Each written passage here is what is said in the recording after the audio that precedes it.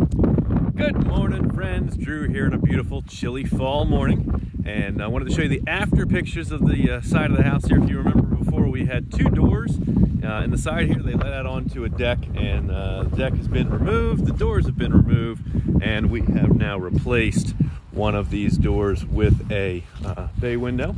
And so kind of let's see what it looks like after the fact here, and kind of give you the wide angle and then get you up close. There's a little bit of a difference between the siding color.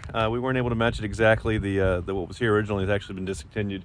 But we found something that's pretty close, and we're hoping that after a few months in the sun, it's kind of going to blend together.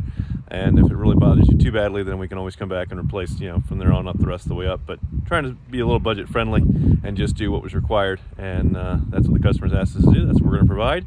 And we'll see how it fades in the sun and if it matches in just a little bit nicer. But you can see it really came together nice. And they've got now much more usable wall space in here in the living room, where they can put some couches against the wall and thing where that door used to be.